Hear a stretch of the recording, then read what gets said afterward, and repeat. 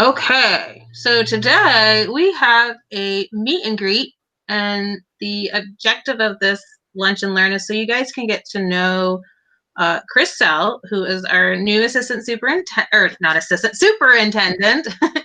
And some of you already might know him because he was principal, such a weird phrase. For like 2 more weeks, you're principal of Proctor High, Middle High. So he has been in our district now for a couple of years.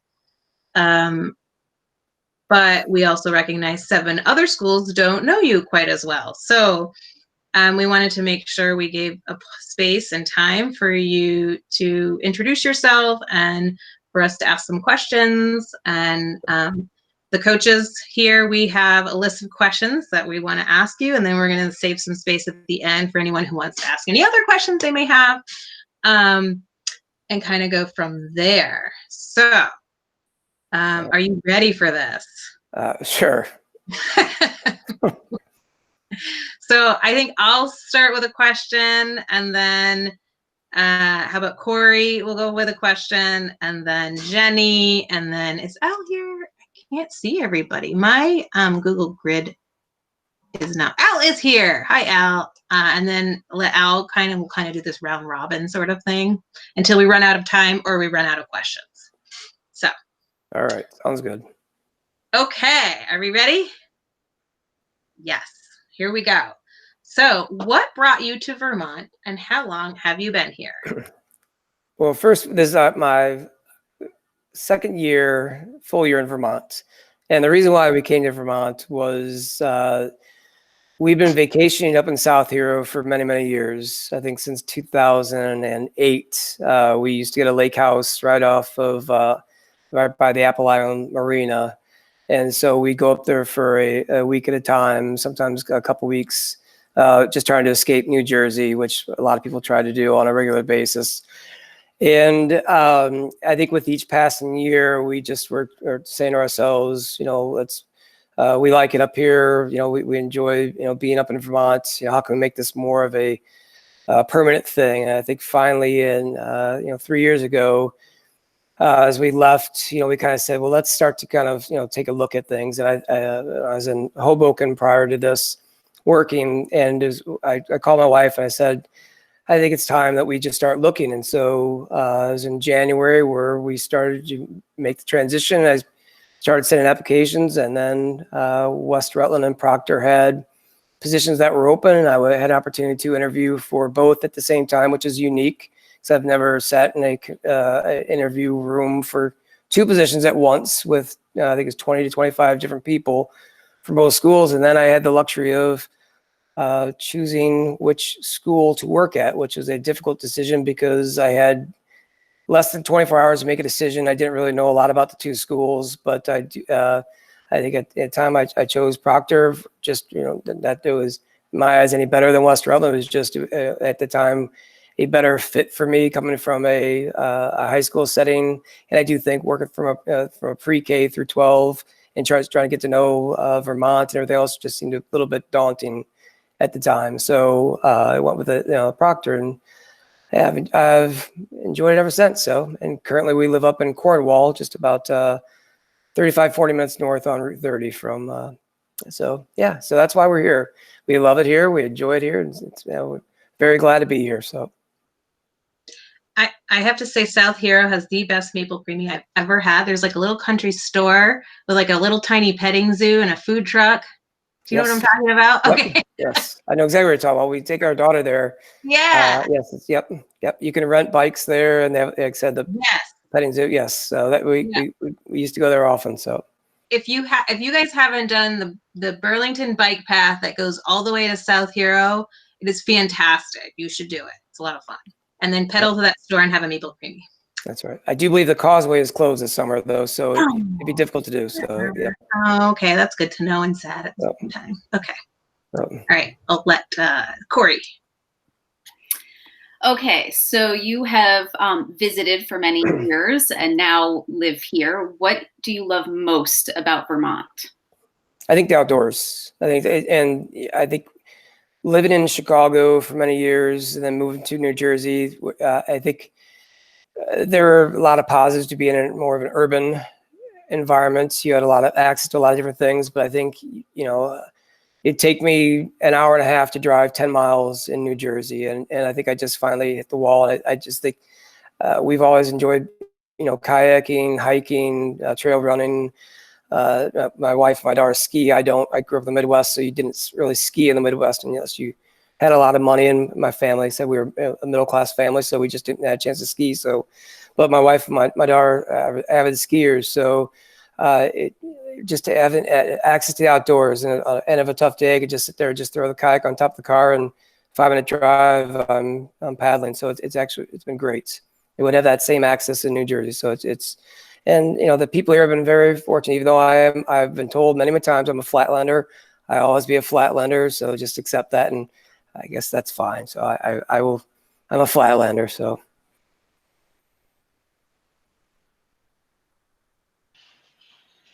All right, so I have the next question. It's a little bit trickier. Can you talk to us about your past professional experience? Maybe take us on a little educational journey. All right, so this year will be my 27th year in education, and I've worked in almost every single school environment possible, with the exception of a private, like prep school environment. So I've taught from sixth grade all the way through 12th grade. I was an English teacher. I've taught in a school within a school concept, where I helped found a school within a school concept where there's an academy-based program within a large suburban high school. It was more in terms of just an alternative schedule for students that is more befitting their learning styles, their learning needs. I worked in a rural, urban, charter, private Catholic school. So I've done a lot over the past 26.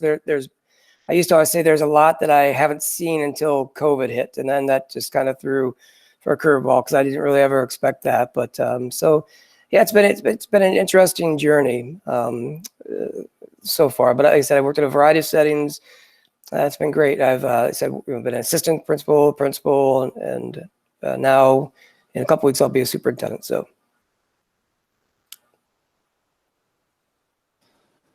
Right. So looking forward to that change to becoming the superintendent here at GRCSU.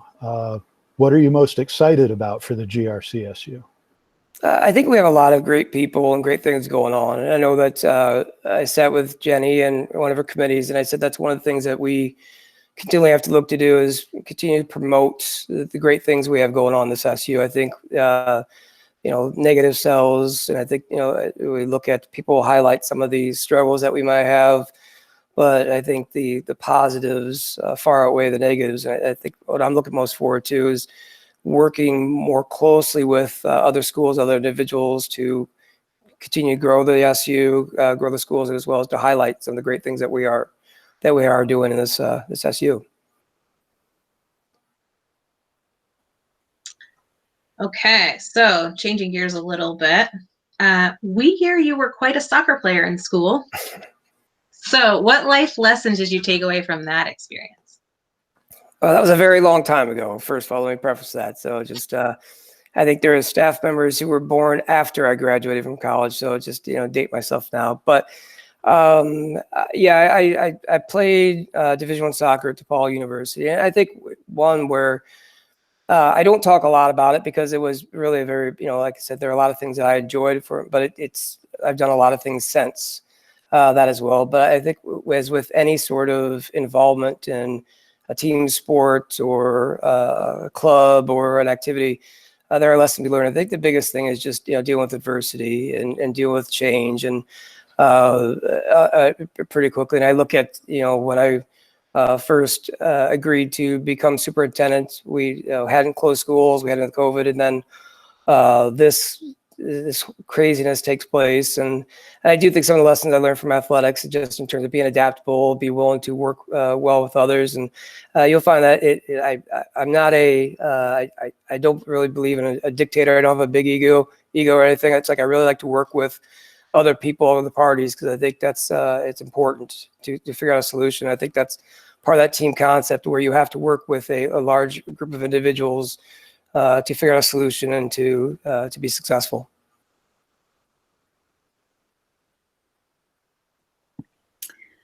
What do you think it's important for us to know about you as an educational leader? I think the biggest thing is for me is as people get to know me, I think that I am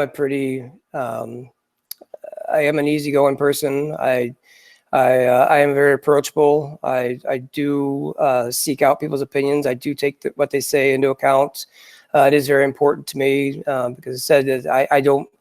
Going back to I don't have the ego that I think I have all the answers, and I don't. I think that, there are multiple perspectives to many different issues, and a lot of times before I make a decision or before I offer my opinion, I like to be well informed about that. And I think from a leadership standpoint, there are times where I will have to make some difficult decisions, but they will be informed and they will have the students' best interest at mind. And but I will be, like I said, working hands-on with teachers and administrators as we continue to move this thing forward. So that's something which I firmly believe in, is that it is that team approach.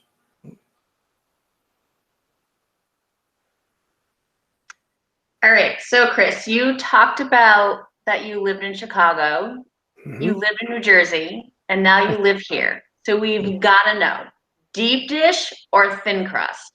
I have never had a good piece of pizza since I left Chicago. I'll just say that. So I'm still searching for that. And I know that, actually there's a pizza place up here, Green Peppers, which actually has decent pizza, but I think that's up in Middlebury. Really, like I said, being in Chicago, it's deep dish. It's not the healthiest for you. It's not the best for you. But I am a deep dish person. So. And it caused a lot of problems when I lived in New Jersey, but it is what it is. So moving along the same lines of questioning here, coffee or tea? Neither. Neither? Yeah. I like the smell of coffee. I can't stand the taste of it. Every morning I just get up and I have just a bottle of water, and every once in a while, I guess if I had to choose between two, I would have a cup of tea, but really it's just, like I said, all the water, or just really that's about it, or a Diet Coke. They're just probably worse for you. So, but it's all right. The aspartame's not the best, but that's all right. I'll roll the dice and gamble a little bit. All right, changing gears a little bit. Well, now that you've lived here a couple of years and visited, every Vermonter has a favorite season. So what is your favorite Vermont season? Fall. I like fall no matter where I've gone. I think fall is the best. I think just I think partly because growing up playing soccer, that was the fall season for us, but also just my dad was a teacher, a high school football coach, and that also just started the football season as well. So there are a lot of things with fall. It's like, in my eyes, it's a start of a lot of great things, and the start of a good school year. So it's nice. Yeah.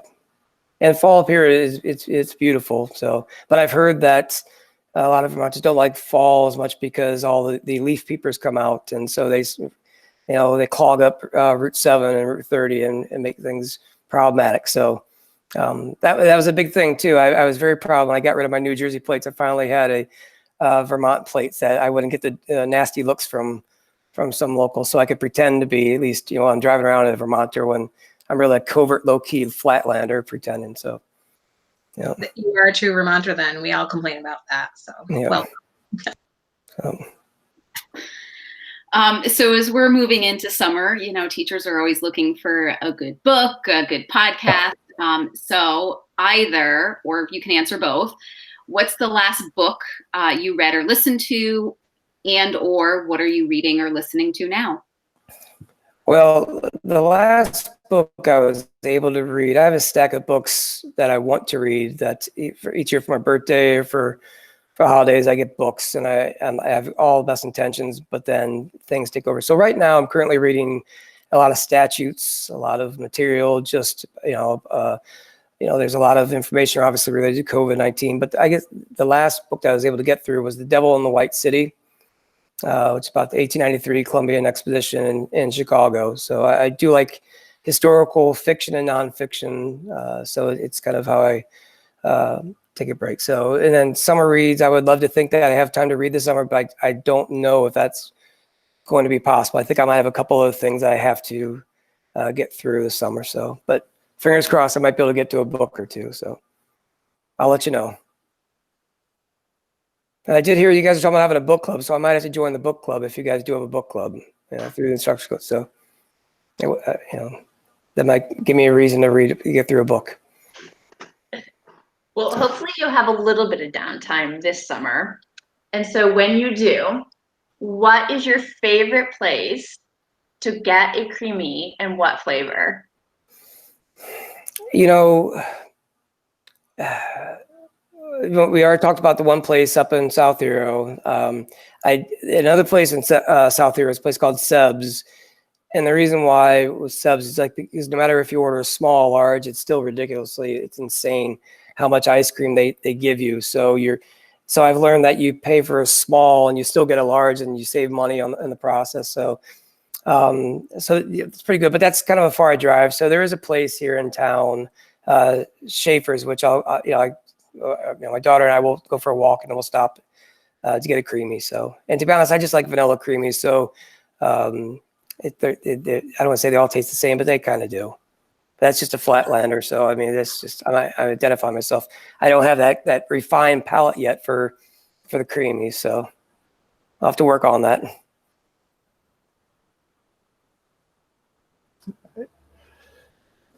So you kind of alluded to this a little bit earlier, but I'm wondering if maybe you could describe your leadership style for us. I'd say he's quite distributive. I think I said, I know that I look at, there are multiple teams, groups that I feel that, I need to work with.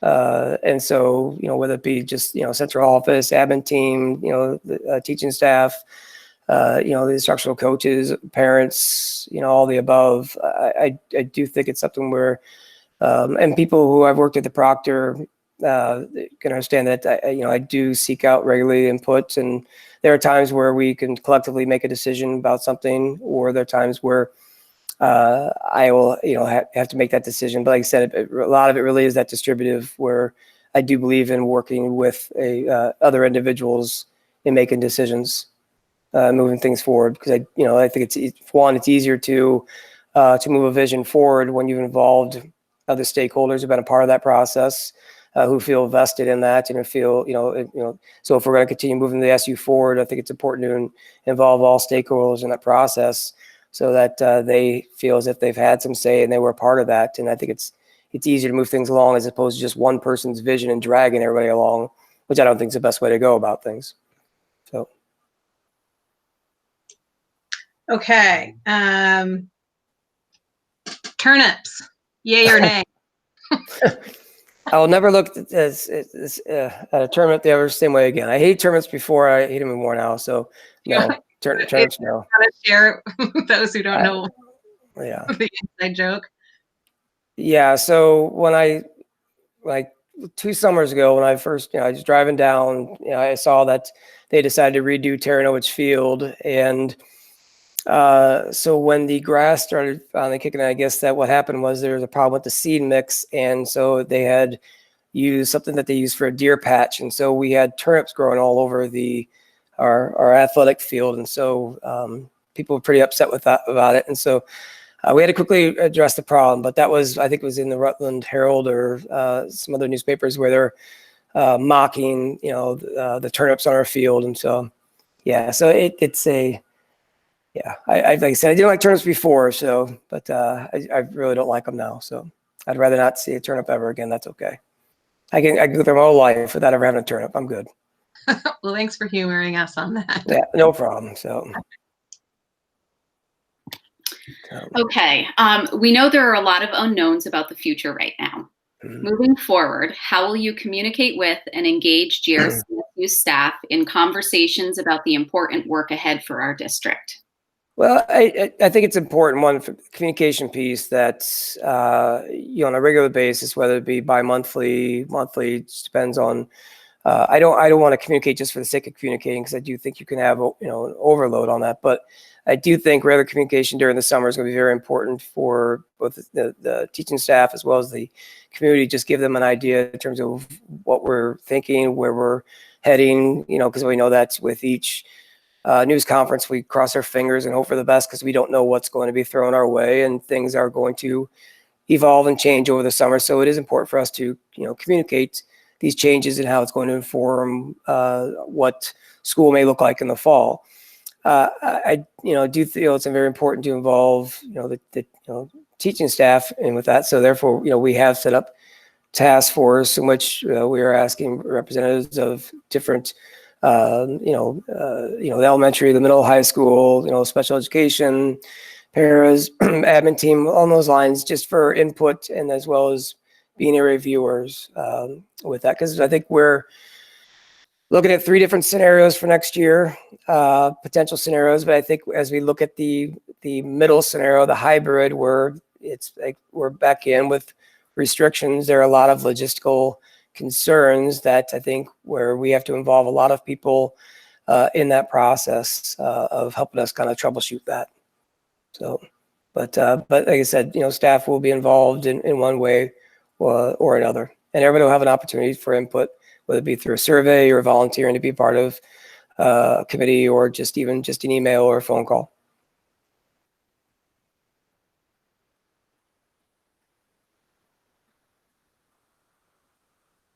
Okay, so Chris, could you tell us something about a hobby or interest that you have outside of the educational realm? Well, yeah, when I have time, I think the biggest hobbies really are just something outdoors, whether it be just I like to go hiking, kayaking, things I could do with my wife and my daughter. I have a 10-year-old daughter, and so a lot of the hobbies are right around spending time with the 2 of them, the family. But another thing that I started doing is home brewing. So that's I have a couple people up here who are doing a little bit of home brewing. So that's just another thing that we're looking to do. So after a good day of hiking or kayaking, or on a trail, doing some trail running, come back and just relax and have a beer that hopefully maybe we brewed by ourselves. So that's what we're looking to do right now. So when I have time, but it's important to find some balance. That's the biggest thing for me too. I love the home brewing bit.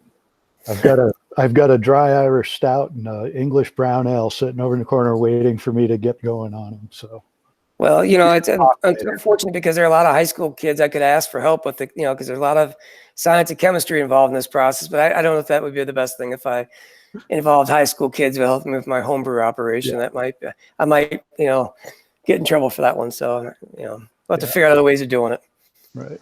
Have a GRCSU homebrew competition. That's right. That's right. We can compare notes later. That sounds good. I like that, Al. Some other time.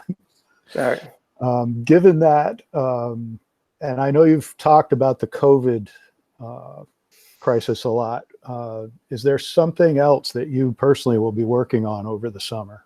Yeah, I think the coming from Hoboken, like I said, coming from when we worked in Mundelein, a very diverse population, and worked in Jersey City, which was one of the most diverse cities in America, and then just moving just a little bit about half mile up north into Hoboken. I think one of the things that I've always felt was just a part of education was dealing with inclusion and equity.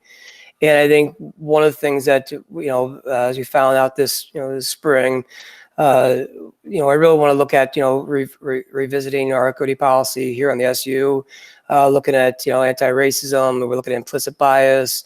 There are a lot of things that we can do as an SU to really kind of I look at it, at the very core, schools should provide every single student a high quality education that's both inclusive and equitable. And I think and that's also, staff as well. I think that's something where we have to look at. And I do think sometimes those are some uncomfortable conversations for individuals to have.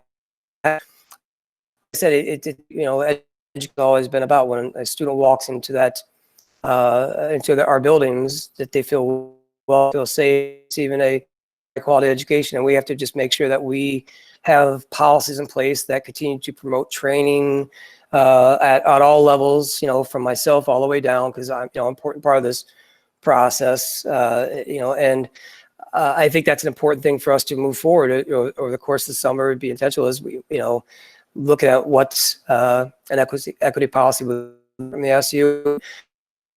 We put those in, then accountable, revamp our schools and bring them up to speed, bring them where they need to be. We do have a lot of work to do. Like I said, there are a lot of great things, but there are things we can always do better, and that's part of the process. So awesome, thank you, Chris. Yep. So we have come to the end of our questions, and we have a few minutes left over. And if anybody has a burning question for Chris, they'd like to know about him, things like that, feel free to write it in the chat or unmute yourself if you want to speak directly.